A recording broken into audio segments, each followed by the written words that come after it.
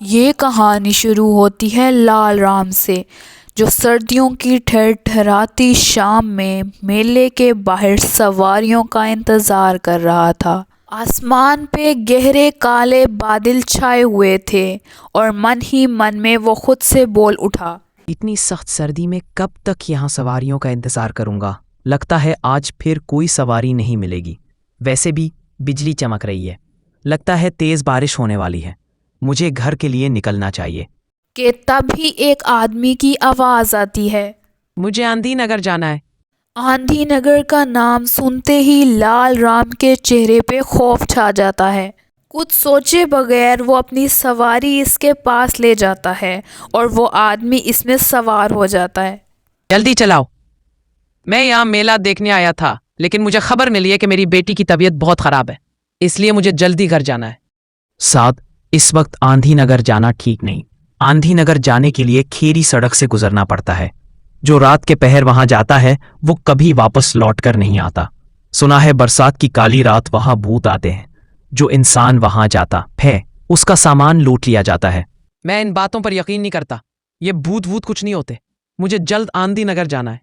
लाल राम दिल ही दिल में खौफजदा था, क्योंकि इसने खेड़ी सड़क के बारे में बहुत सी कहानियां सुन रखी थीं।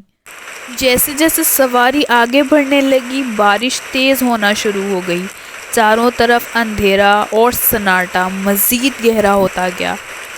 बारिश की उस तूफ़ानी रात ऐसे महसूस हो रहा था जैसे सवारी आगे ही ना बढ़ पा रही हो। जितनी तेज़ बारिश थी उतनी ही तेज़ हवा चल रही थी।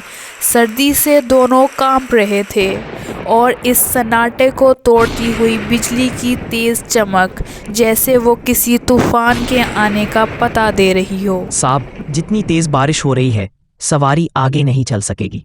रास्ता साफ दिखाई नहीं दे रहा। हाँ, तुम ठीक कह रहे हो। इस तूफानी रात में गाड़ी चलाना खतरनाक हो सकता है। सवारी के रुकते ही लाल राम को दूर से रोशनी जलती हुई नजर आई।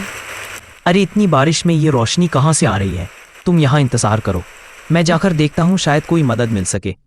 पास जाके देखा, जहाँ से रोशनी आ रही थी वो एक चाय की दुकान थी।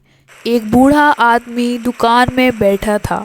अरे, इस खौफनाक खेरी सड़क में एक चाय की दुकान, इतनी तेज बारिश में, कमाल है। चच्चा, एक गरम कप चाय मिल जाएगी? दुकानदार कुछ देर गौर से लाल राम को देखता है। अभी एक कप गरम चाय बना कर देता हूँ। वाह, क्या कमाल की चाय है। तुम इस वक्त कहाँ जा रहे हो? ये रास्ता तो खेरी सड़क को जाता है। बरसात की काली रात में जो खेरी सड़क पर जाता है उसका सामान लूट लिया जाता है और वो कभी वापस नहीं आता। हमेशा इसकी लाश मिलती है। हाँ, एक सवारी को आंधी नगर लेकर जाना है। मजीद रात होने से पहले पहले वहां पहुंचना है, लेकिन ये बारिश रोकने को नहीं आ रही। अभी चाचा ये बातें कर ही रहा था कि पीछे से आवाज आई, अरे नहीं जाना तो बता दो। ऐसे अकेले खड़े होकर अपना भी वक्त ज़ाया कर रहे हो और मेरा भी। हाँ, ये चाचा, चच्चा। लाल राम पीछे देखता है तो हैरान रह जाता है, क्योंकि चाचा गायब था। क्या यहाँ कोई नहीं है?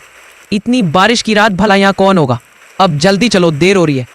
लाल राम कुछ कहे बगैर अपनी सवारी पर बैठता है और सवारी चलाने लगता है। रास्ते भर वो ये सोचता रहा कि ये इसकी आंखों का धोखा था। एक बातें करने वाला इंसान अचानक से गायब कैसे हो गया? बारिश अब मध्यम हो चुकी थी। अब वो खेड़ी सड़क पे दाखिल हो चुके थे। थोड़ी आगे जाने पर वही चाय वाला सड़क के बीचों बीच खड़ा था। इसका हुलिया बहुत खौफनाक मालूम हो रहा था। ये इंसान नहीं है, मैं सवारी नहीं रोकूंगा। रामलाल ने अपनी सवारी को तेज़ किया और वो बीचों बीच खड़े इस आदमी को पार करके आगे निकल गया। अब वो खेड़ी सड़क के बीचों बीच थे।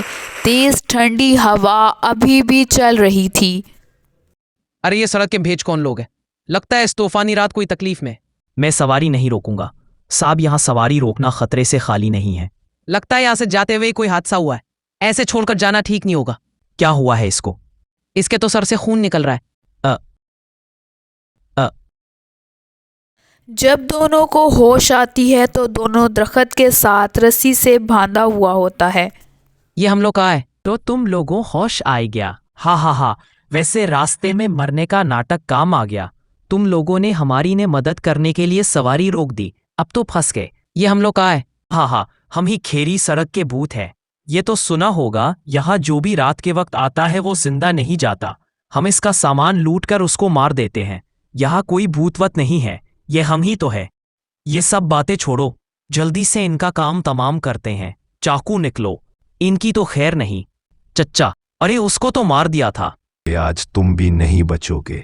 चाचा डाकुओं की तरफ बढ़ता है और एक एक करके सारे डाकू मारे जाते हैं। अब तुम आजाद हो, आराम से आंधी नगर जा सकते हो। पर चाचा तुम नहीं, मैं जिंदा नहीं हूं। ये बात दिसंबर की सख्त सर्दी की रात की है, जब मैं अपनी उसी दुकान में लेट नाइट तक लोगों के लिए चाय बनाता था। बारिश की इस काली रात में ये तीनों मेरी दुकान पर चाय पीने आए और तभी ये लोगों को लूटने का प्रोग्राम बना रहे थे। मैंने इनकी बातें सुन ली और जब मैंने ऐसा करने से मना किया तो इन्होंने मुझे कत्ल कर दिया और मेरी लाश खेरी सड़क पर फेंक दी।